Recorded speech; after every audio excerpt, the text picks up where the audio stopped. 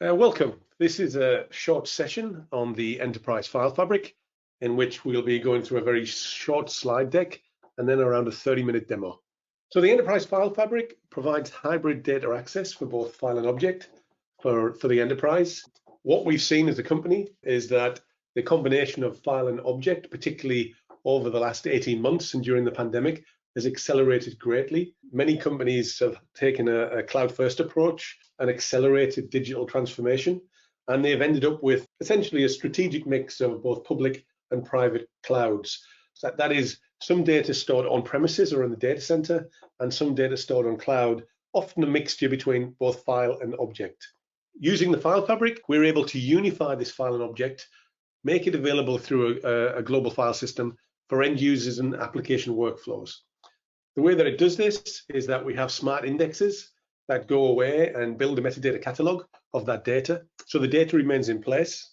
We don't move it, we don't copy it, we just make it accessible and we build this global catalog. Once we have that catalog, we're able to use that for policy management, for collaboration for end users, but also to fulfill security and governance and compliance requirements. And in essence, what we're able to do is make that data more available to the end users and application workflows.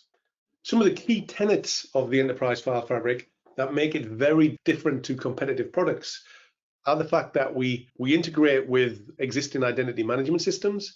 So you'll get single sign-on access to the data, whether that's on-premise or on cloud. So we're using things like LDAP, we're using things like Active Directory, SAML, which encompasses things like OneLogin and Okta. The other really key piece is that the Enterprise File Fabric is fully bimodal. What does that mean?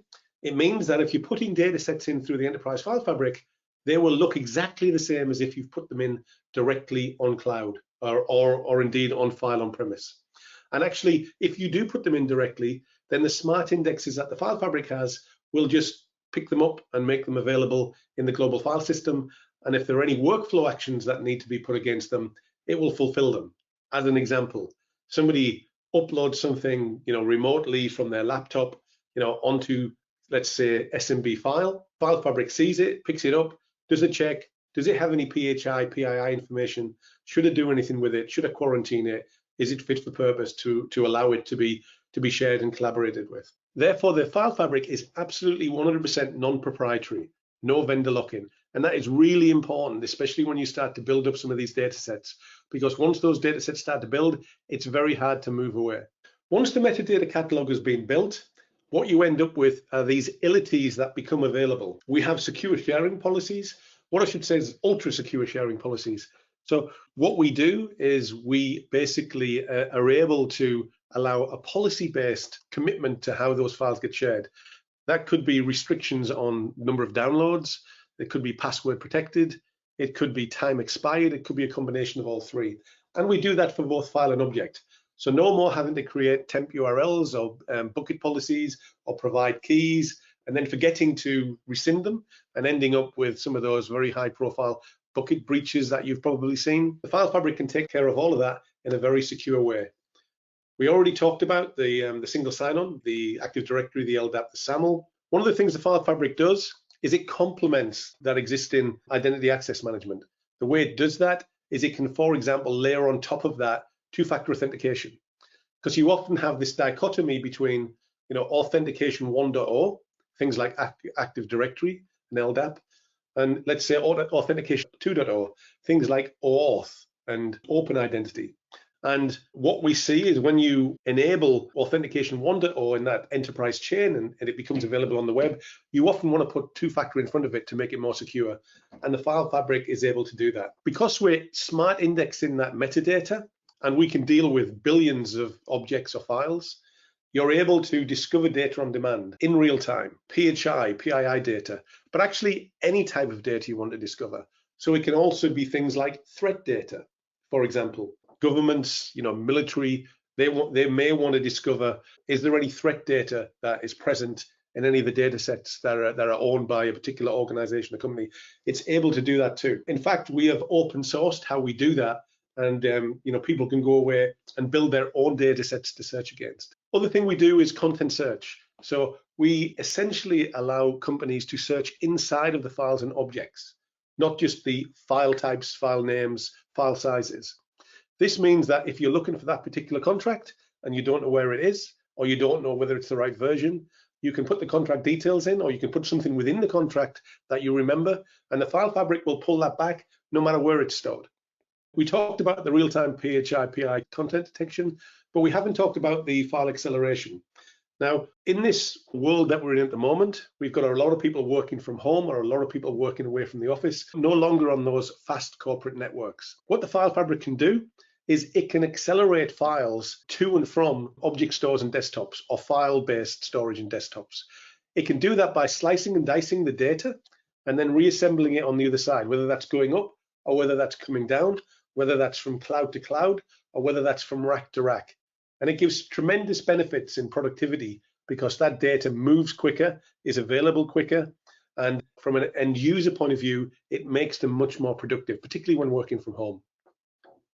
Last thing I wanted to touch upon with the file fabric is we all know that there are certain applications and there are certain legacy things, within an enterprise that makes moving sometimes from some of these legacy components very difficult. One of the things that the file fabric does is it provides what we call legacy protocol adapters. So it'll support things like FTPS right back into the object or the file. It'll also support WebDAV, and it'll support SFTP. We deal with institutions that sometimes only have terminal access, but they may want terminal access to some object storage that is stored in a data center, or maybe even to something like Amazon S3 or to Azure. And the file fabric is able to facilitate all of that. But remember, the other thing that the file fabric is doing is it's indexing that data no matter what the entry point is, and it's doing those smart workflows and those smart checks all of the time. Of course, we have all of the other things you'd expect, which you'll see in the demo. That's the web, the desktop integration, the mobile integration into things like Teams and Slack, and even, UI integrations into things like Office 365, Microsoft Outlook, and Mac Mail. Now I'm going to pass you over to Doug Soltes, who's going to give you a demo of the solution. Thank you, Jim. So as you can see, the Enterprise File Fabric has a web UI, and that web UI is completely rebrandable. And so in this case, I've rebranded for Acme Corporation. And the File Fabric is also fully multi-tenant, with each tenant having their own landing page if desired. I'm going to sign in as an administrator of this Acme Corp.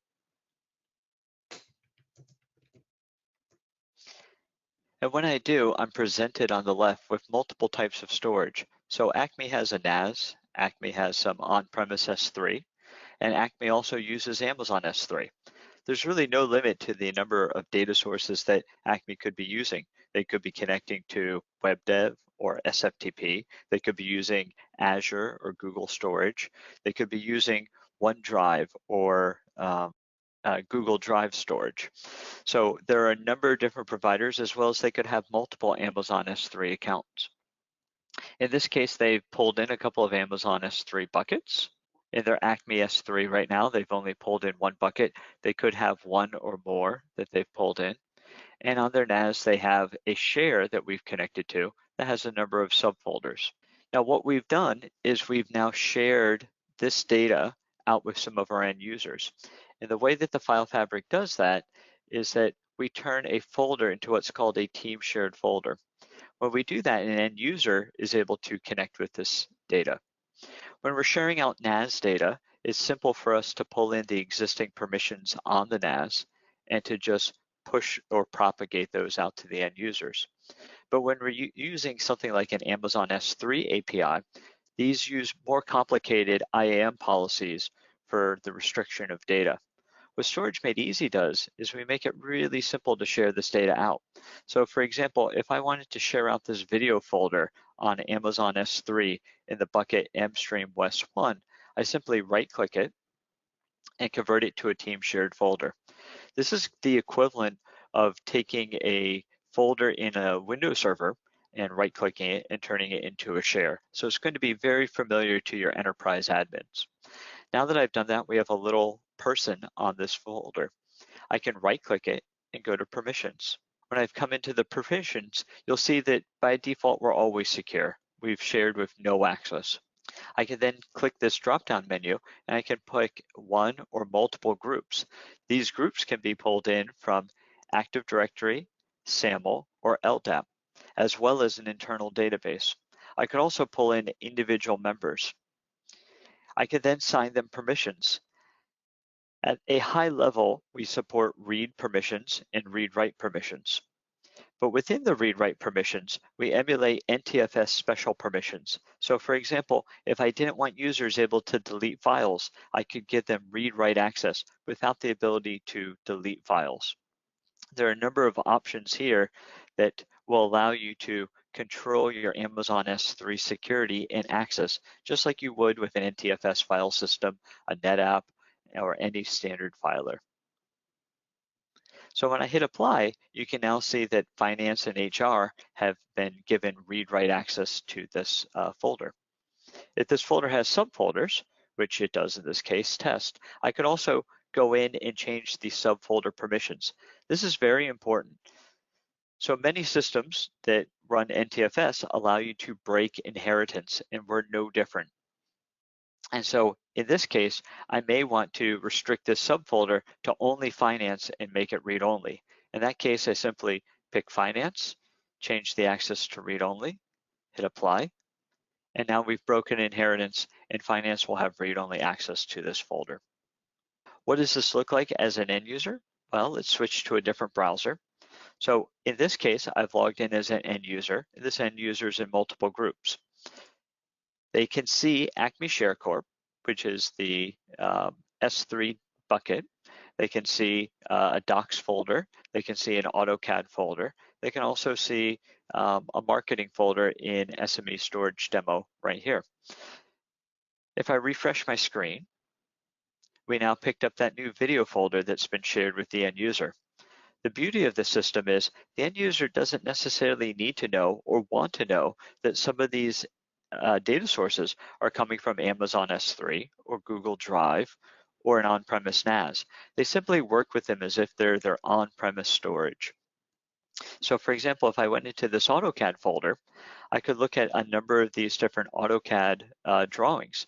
One of the newer features in our product is the ability to render on-screen AutoCAD drawings. If we wanted to see something full screen, like say this robot hand, we can check off again to see it in the subpanel or click view to see it full screen. In fact, I believe I have it open here. And so here's that AutoCAD drawing of the robotic hand as full screen as a wireframe, but we can also do 3D shading or 3D effects of a AutoCAD drawing as well. So if we click 3D shading and give it a second, there we have a now 3D shaded AutoCAD rendering. So Doug, just to recap on what you've just shown us. So you've shown us that you've got a mixture of file and object, and actually you've got a mixture of between Azure and Amazon S3, and you've created some team shares based on the most appropriate place, maybe the least expensive place for some of these items to go. So for example, you've put the video on Amazon S3. The user doesn't see that, but it's quite obvious that it's a video folder where corporate asset video is stored. And irrespective, it'll just be treated like any other folder from a user perspective. And then they would, they put their video in there. It would go to S3. They would access it from S3, but actually they're getting it at a much lower cost than if it was stored somewhere else, for example. Absolutely, Jim. So if we look at this folder right here, we can see we have a number of DICOM files. We also have this video folder file. So maybe this is a video that they've been working on that's related to these DICOM images. If they want to move this to a different tier of storage, they simply can check it off and they can pick copy or move. And so in this case, I want to move it, and I'm going to send it to that video folder, maybe into the test subfolder that we created over in Amazon S3. All I do is hit move, and now the data is being moved from a CIFS NFS share over to a Amazon S3 bucket, and we're in the background doing that protocol conversion.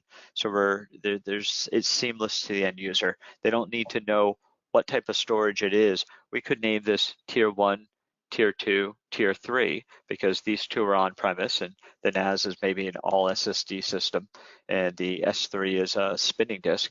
And the users would be able to just move data between the tiers. And of course, then account for less storage costs as they do. When they want to bring some videos back, so maybe they're in this Amazon S3 folder, and they're looking at a number of videos that they have. So for example, we have this one, Big Buck Bunny. If I click it, I can see that we have different transcodings of it at a lower resolution. And if I watch one of those transcodings, I can determine if this is the one I want. No, that one doesn't really seem to be the right quality. And so what I'm going to do is that one seemed like it was a widescreen version. Maybe that's not what I wanted. I could go pick this one. And I think just looking at the description, this was a 4:3 or 11:9, and okay, that's exactly what I wanted. So when I find the media I wanted, I can now restore or copy back the entire chain of files to my tier 1 storage from the Amazon S3 cloud. And as you talked about before, sorry to interrupt you, Doug, but does this obviously that's great, given that we're talking about archive and tiering. Would this work with Glacier too? Absolutely. So I believe I have a folder out there that has some Glacier. So we have this folder right here, and we have Glacier. And what you can see is that some of the files in here have either been sent intentionally to Glacier, or through a storage lifecycle policy, they've been archived to Glacier. Now, because I did this demo a few days ago, we've got a Glacier object here that's archived and one that's unarchived. How did this one become unarchived? Well, I simply right-clicked it and said unarchive. When I do unarchive, it's going to send the command to Glacier that says, I would like this file to be restored. Now, Glacier or Deep Archive can take hours or days, depending on the tier that you put them in, to restore an item.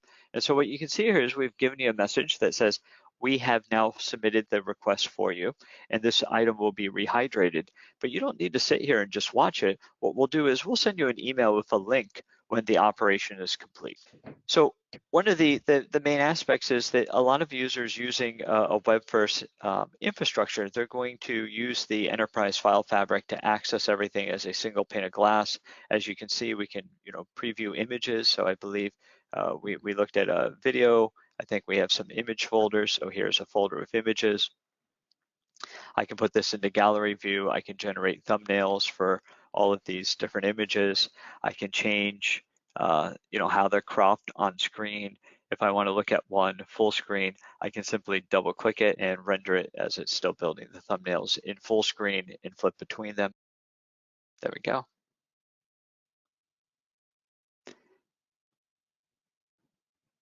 And so we give you the complete experience via the web, whether you're working with images, you could be working with documents like a financial document. Let me change this back. So I have this one here called employee data. Maybe I wanted to work in this, and I want to view it full screen. I just want to look at the data. Now, of course, in this, I see I have social security numbers. And one of the aspects you brought up, Jim, was that PII, personal information, whether that's HIPAA, social security numbers, credit card numbers for PCI DSS, that's something that we want our users to be able to put some governance around. And so the way we're going to handle this is all of the files that I've brought in have the ability to have a deep content search. And what a deep content search is going to do is it's going to look at more than just the metadata, the name of the file. It's going to look inside the file. So for example, I see your name's in this file and we have a social security number for you. Let's pretend I didn't know where that file was. I can go up to the search screen, and if I remember that the name of the file is employee data, I can search for the term employee, and I'm just doing a complete wildcard right here. And so what I'm going to see is I'm going to see files that actually have the name employee data. And as you can see, I've copied this file around several times, so maybe I'll want to clean that up. But I can also see other documents that have the word employee in them. Now, if I was specifically looking for you, I could search on your name, and I can see that your name appears in all of these different documents. If this is the version of employee data that I was looking for, I can simply right-click it and say, go to the containing folder, which is the same file that we've seen before. Now, one of the things that's special about this file is you can see there's a little clock here. This clock indicates that we're using versioning, and versioning is very powerful and it's different from snapshots. Snapshots generally occur on a NAS at a scheduled pace. So you set it to take a snapshot every 6 hours. And so what can happen is a user alters data, and they alter data and save several times within that 6-hour frame. And when they want to restore the data, you only have a single snapshot. a version is actually created if you're used to using Office 365 or Google Drive. Every single time a save is pushed to the system. So I can see the date and timestamps of when this file has been altered, and I could retrieve from any of these different save points, which is a really powerful feature. So let's look at that in a Windows system. If I switch over, I've been using on this Windows system the web view, but we know that some of our users, they actually probably want to use Windows Explorer. They want to use legacy tools. And so the Enterprise File Fabric also provides the ability to map that as a drive letter. And so I'm in here, and let's see, the folder was called Docs Finance Returns. And again, when I go back here, if I didn't know that, I could also do a search here. Now, how do I do a search here? Most people probably put their search up here. That's really not efficient. What we want to do is we want to leverage the power of the Enterprise File Fabric. So I'm going to go to Cloud Actions. I'm going to go to Search. And again, I could just type in your last name. And it's going to say, I found the file that has that information in it. Again, far more powerful than just your standard Windows search and very responsive. If I double click that file, I'm going to then open it up in Excel. Now, one important thing to note down here is you're going to see that this file has been locked. Why do we lock the file? Well, this is on your corporate NAS, and what we don't want is two people trying to alter this file at the same time. And so what we've done is we've put a lock on it. If I refresh my screen over here, we can see that on the web as well. And so the little lock icon tells me that somebody else is using this file. But we've done more than just put a little icon on this for the web.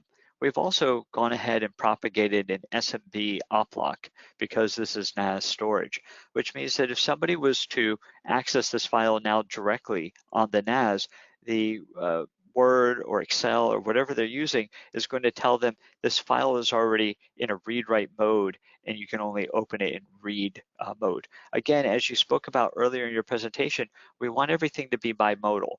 We want a user to be able to be in the office using the corporate NAS, saving data directly to it, and another user to be remote, working on the same data or working on this data through the web interface and not have any type of conflicts. So it's interesting you're doing that against the NAS, Doug. What about cloud-based file storage, things like Amazon FSx and Azure Files and things of that nature? Would it work exactly the same? Sure, any SMB provider we're going to treat the same. So an SMB provider would include Amazon FSx. It would also include Azure Storage. SMB storage, especially when we're talking about the SMB version 2.1, 3.0, has the mechanism for locking the storage via a call. And so we're issuing those calls to the storage.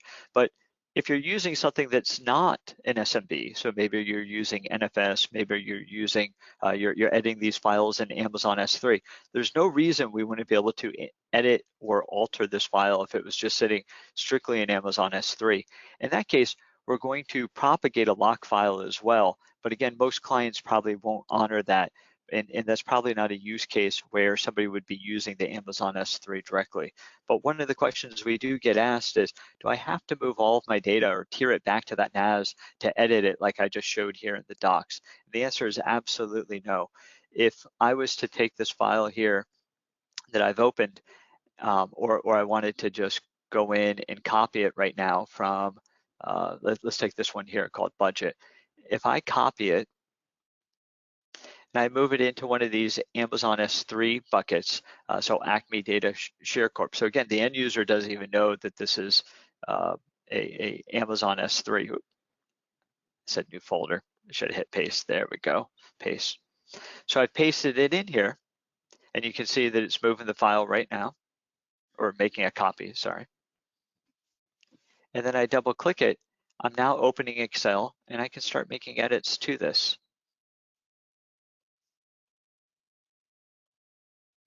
And when I hit save, it's going to save. It's asking me if I want to do the compatibility checker because I think this is just an XLS. But when I hit save, it's going to save back up to Amazon S3. And that same versioning that I talked about before, so we were right here in Acme Share Corp, that same versioning is going to work whether I'm working on a local NAS or whether I'm working in something like Amazon S3.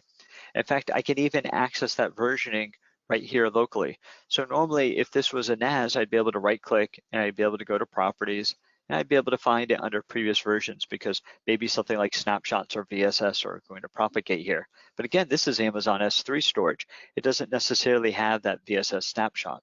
So again, if I go to my menu, Cloud Actions, besides the search capability, I have the ability to share this file out just like I would if this was Dropbox or OneDrive or one of those systems. But I can also go to properties here. And when I go to properties here, if I click on previous versions, I can also access this as if it was VSS. It makes working with the enterprise file fabric simple and easy for users that are used to that normal Microsoft VSS experience. So Doug, there's a lot of technology in what you've just shown us. So I got a couple of questions. Of course. So in terms of the cloud drive, that's a physical Windows installation that once installed, it looks like looks, feels, smells, actually is an equivalent home drive for a user. It is. It's an equivalent home drive, and we also have this same kind of interface or drive mapping capability for Windows, Mac, and Linux. And it just pops up in bog standard Windows Explorer. And it pops up in bog standard Windows Explorer. Now you can also access these files a couple of other ways. So as you talked about in your presentation earlier, there are some use cases where maybe I'm using some sort of legacy system. Maybe I'm in media and entertainment, or I'm working with some healthcare data, and they currently send their data via FTP with TLS, or they currently send their data via SFTP. I could switch over here, and I got disconnected. Let's hit quick connect. So I'm going to reconnect again as that user Doug to the system via SFTP. And you can see now I have that video folder, I have docs, I have all the same folders that Doug has right here in the cloud drive via different API, different protocol. So we're going to give you the ability to work on your data through multiple different storage protocols like WebDev, SFTP, FTP with TLS. We're going to give you the ability to work on it via the web, or we're going to give you the ability to work on it via a map drive letter. And this map drive letter is easily set up with our software, or you can even use WebDev if you're in a Microsoft environment to just connect directly to us using their WebDev drive emulator for SharePoint. So just to go back to the drive, Doug, what we see there in terms of the file system and the files, are they on the machine? Are they in the cloud? How does that work? So all of the files are actually up in the cloud right now. So if I go into that video folder, I have not pulled any of this data down at this point. If I wanted to open this SME overview PowerPoint, when I double click it, it's now being pulled down, it's being pulled into a cache. Now and it's being locked as well while I'm working on it. And so if I get rid of that window right there, if I go and look at how it's actually set up, you can see that there are a number of options for you controlling your cache. In my environment right here, I'm going to cache files for 8 hours. That's going to allow me to now work on that file. And if I was to close it, go to lunch and come back and work on it again, it's going to allow me to have very quick access to editing and opening that file. Now, of course, we were able to open it very quickly because it was only 1 or 2 megabytes. But you can imagine if I was working on one of these other files like that Big Buck Bunny that we were looking at earlier, maybe those are in the gigabyte range. And I really want to keep them cached for a longer period of time. Now, of course, if I was to go away and have lunch and somebody else in my environment was to work on this PowerPoint, during that time, the file metadata would change. And so when I came back, my cache would be invalidated. But assuming that I'm the only user that works on this for that 8-hour period, my cache is going to be up to date. It's always important to check your cache when you're opening a file to ensure that it's up to date. But again, we're able to control that cache gets cleaned up whenever I shut off my machine, the ability to restrict the size of files that are going to be kept in cache, and how long they actually live in the cache. And you can see here, we've even created that kind of temporary locking file that I was talking about before for Excel or Office files, or even open Office files.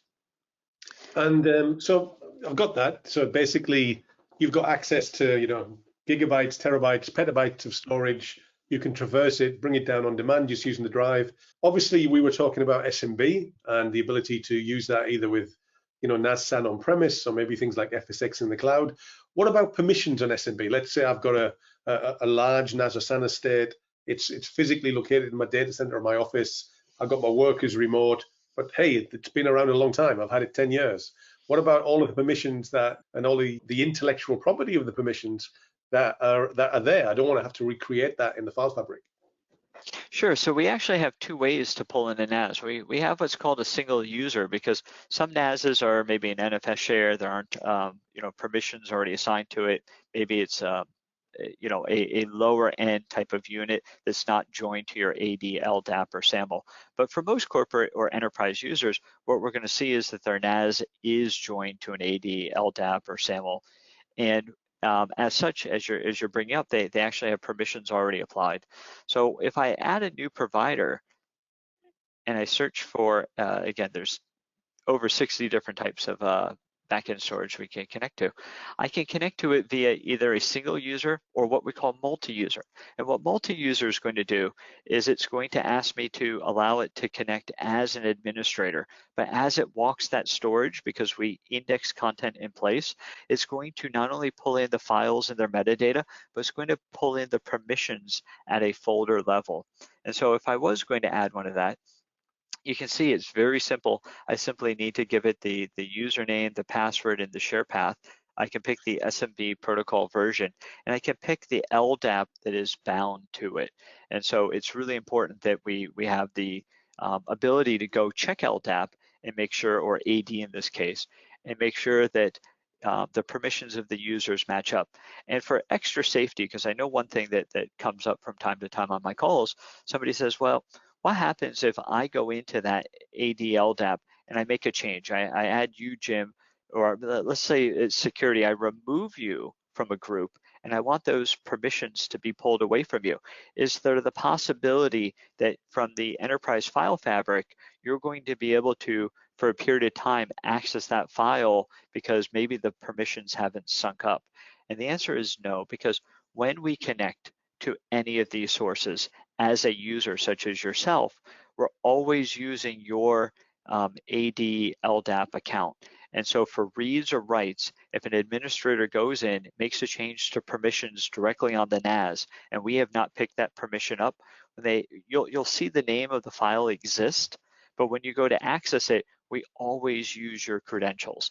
And so in using your credentials and using your AD connection, we are going to then get a denial saying you no longer have access to that. And we're going to clean that up in our metadata, as well as we're going to pop you up with a message that says you don't have access to it. So we are using our database as a source of truth to provide you metadata information, but we always use the actual NAS in this multi-user situation as the single source of truth.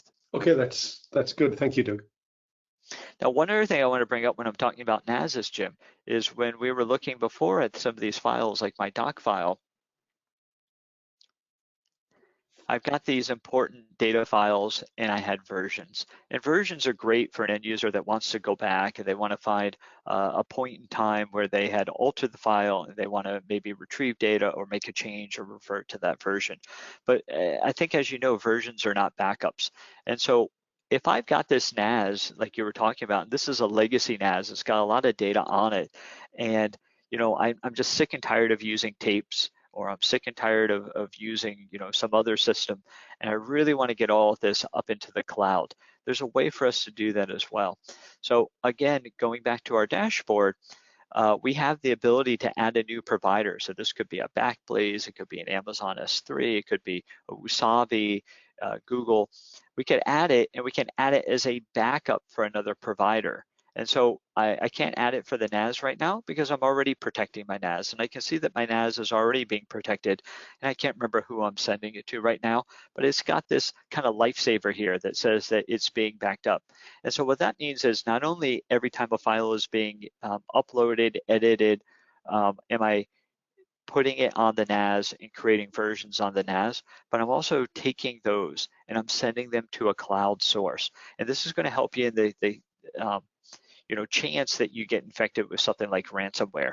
If ransomware comes in, they delete a lot of your files, or they were to encrypt your files, sure, we will send that encrypted file up to the backup target, but your backup target is completely out of band. They don't know about it, and you'd be able to restore from that. And I can show that to you really simply. Let's go back to one of those files that had versions on it. So the one we were working with, I believe, is right here in returns. And I can see it's got 3 different versions on it, and those are versions that are kind of local to me right now. But if I right-click that and I hit recover file, I'm going to see 2 different types of versions. So the versions right here with the clock on them are the ones that are local, but you can see I also have them on my backup target. So everything on this system has been replicated to my backup target. And in fact, my backup target has 1 extra copy of the data that maybe I don't have locally. It's not a requirement to keep the exact same number of copies on-prem as it is to keep off-prem. And so you may only want to keep 5 copies of the data or 5 versions of the data on-prem, but you may want to keep 100 in your backup provider. That backup provider is also really handy if this NAS was to go down. So if this NAS went down, we're going to give your users the ability to download or read the data from the backup provider. We're not going to let them do writes to that. We're going to want you to bring the NAS back online because we're not doing it's essentially a one-way sync. So the other thing we talked about at the beginning, Doug, I think, was around the file transfer acceleration. Is that something you could show us? I'd be glad to. And so talking about the file transfer acceleration, there's multiple ways I can demo it to you. So we do file transfer acceleration no matter how you're moving the data, provided that the providers can support file transfer acceleration. So for example, in the very beginning, I know that I moved into this video folder that Big Buck Bunny video. And so when I move data between 2 providers in the web, it creates a background task. You can say I have a task currently running, and that background task, if it can accelerate the data, is going to accelerate it. And so it's just completely seamless to you. And this is really good for data center data movement. So maybe in your data center, you have an all SSD NAS, you also have some S3 object storage, or you have an HDD NAS, and you want to click and drag files between them and have that file transfer be accelerated. We're just going to handle it for you. We're not doing any sort of weird, change this to UDP because your protocol is already speaking TCP and creating a lot of overhead. So you can move, vast quantities of data, gigabytes, terabytes very quickly intra data center or inter data center, as I did to Amazon S3. Now, if I was a remote user, as you said, remote users also need to be able to work on some of these big files. So maybe if I go to this video folder, or the video folder happens to be in Amazon, the docs folder is on my corporate NAS, I've got an S3 one, maybe I have a big file to send to that AutoCAD folder. So if I come to this AutoCAD folder, I've got my files right here, and let's see if I have in my downloads a big file. Okay, I do. I have a 5 gig Windows Server image. Now it's not AutoCAD, it probably doesn't belong here, but I can just simply click and drag it, and now we're going to upload it via the web. When we're uploading via the web, browsers today, all the modern browsers support up to 4 streams of simultaneous data. And so you can see that I'm using those 4 streams of data because there's 4 of these little green arrows. And so let's make that, put that over here. So you can see that right now I'm using MStream. I'm sending 4 parts of data. And so I'm breaking that file into 4 parts and streaming it simultaneously. I've got a speed curve, so I'm hitting about a gigabit. So 100 and something megabytes per second is going to be about a gigabit. And I think that's all maybe this line or we can do with the current environment right here. And so you can see 1 part's been completed, it's going to count down. Now I also could have taken a folder with hundreds of little files and just clicked and dragged it here into the web interface. And in that case, we're going to do intelligent streaming as well. We're going to move a lot of those files in parallel because they're smaller files, and the bigger files we're still going to, if they're above a certain size, break them into simultaneous parts. Now, if I want to download these files, the web interface, web browsers don't allow you to do parallel downloads unless it's several files. They don't allow you to break a single file into multiple pieces. And so for that, I'd prefer to use some of our tools. Now, I showed you the tool we have here. We have the cloud drive. We also have something called Cloud Explorer that I could show later. But if I was to go into, let's see if I've got a big video to pull down this time. So if I wanted to pull this big video down, all I have to do is click and drag it, say, to my desktop.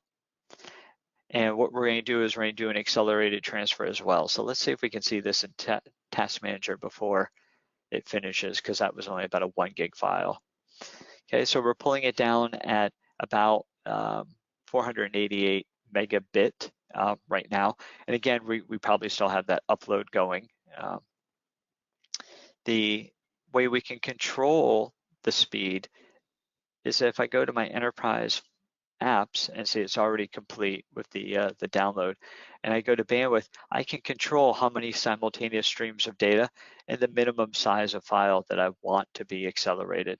And so if I had picked a bigger file, it might have gotten broken into more streams of data, and I would have hit a little bit higher speed point on that, getting that same gigabit down.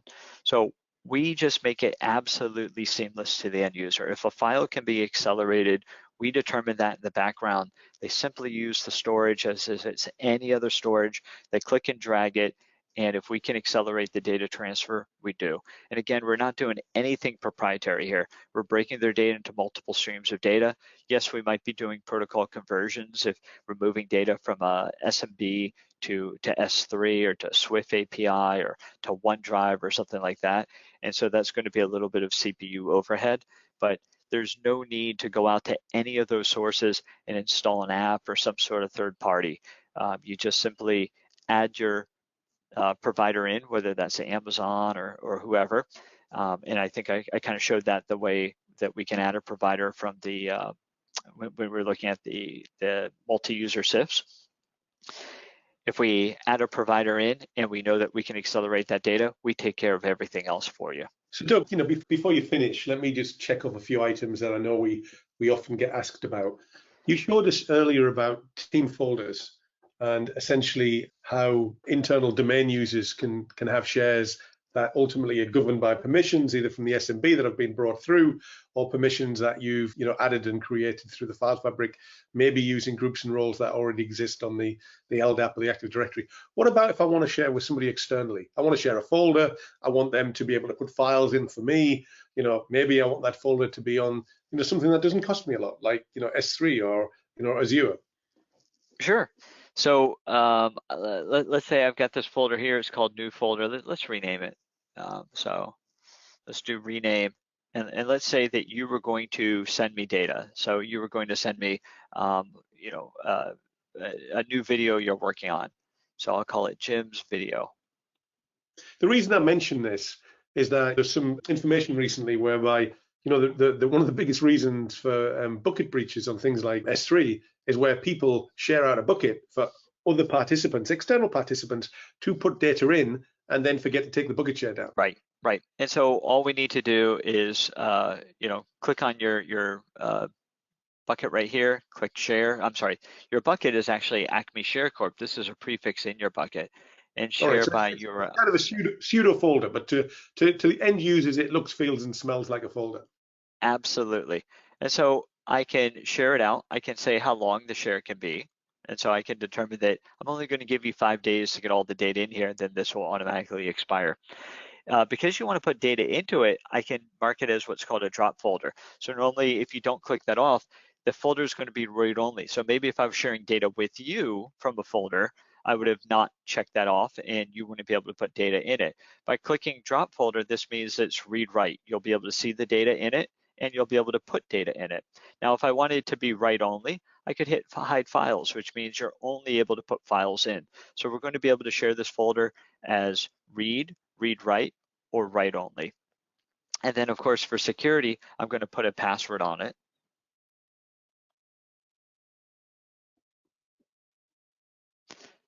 And of course, I could do external authorization as well, which is a newer feature in our product where you need to generate an account, and I'm going to actually authenticate that it's you instead of just that somebody has a password.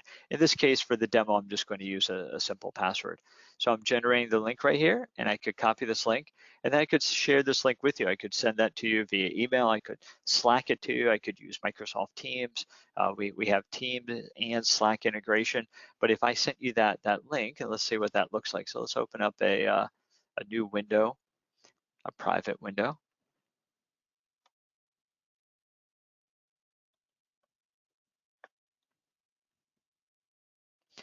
What you're going to get is essentially, a mini browser into our world. You'll be able to create folders. You'll be able to, put files up there. So let's see, do I have some? Yeah, I have my Acme logos. So maybe you would just click and drag them right in there.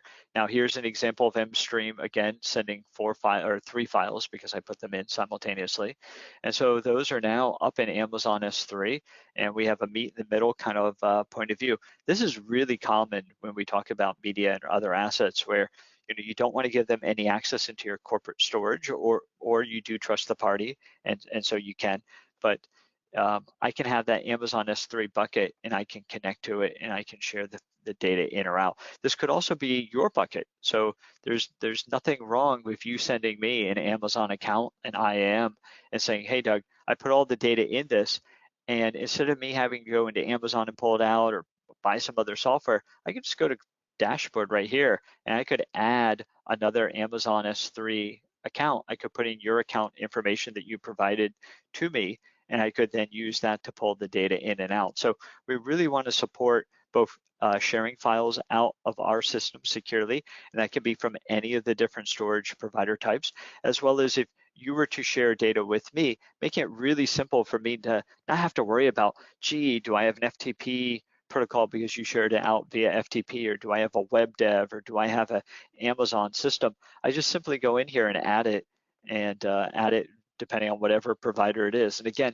we officially support over 60 different types of providers, but we have far more partners and whatnot than that, because ultimately there's a lot of people out there on the internet today that have their own Amazon S3 clone, and we can't go and certify every single one of them, but most of them are running something that's going to be compatible, and so you would just pick S3 compatible and be able to work with that storage nice and easy. So I think what I heard was, even if you're doing the drop folder to the external participants, they can still take advantage of MStream because there's no plugins and it's non-proprietary. Yes, that is, from the browser, they'll be able to upload up to 4 simultaneous files, and or big files will be broken into up to 4 simultaneous streams.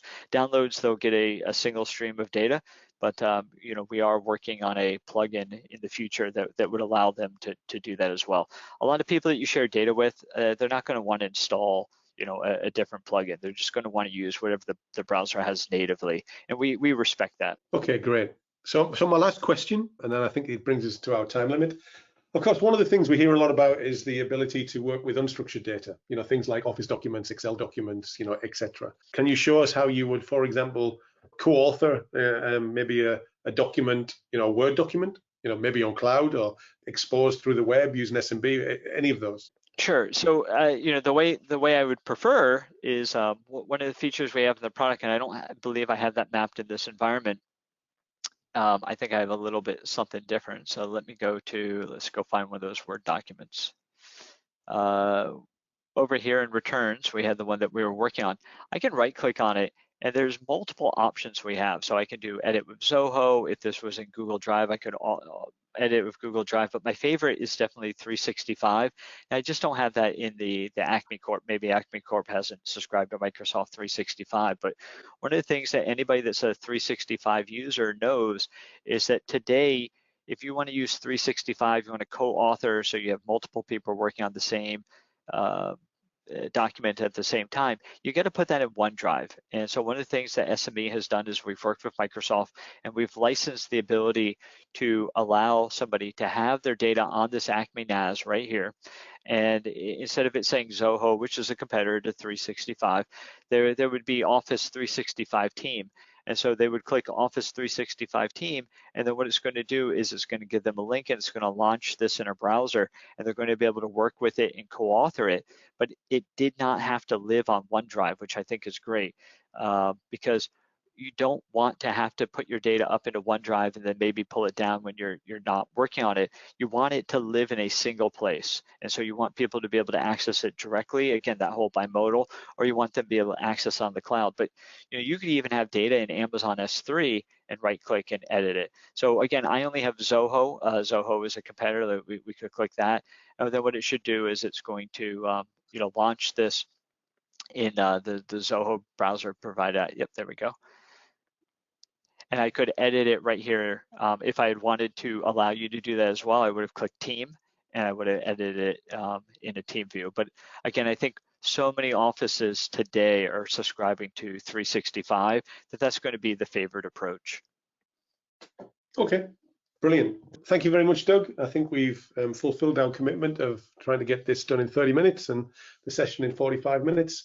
Hopefully this has given everybody at least a little tester of the file fabric and what it can do, and appreciate your efforts with the demo, Doug.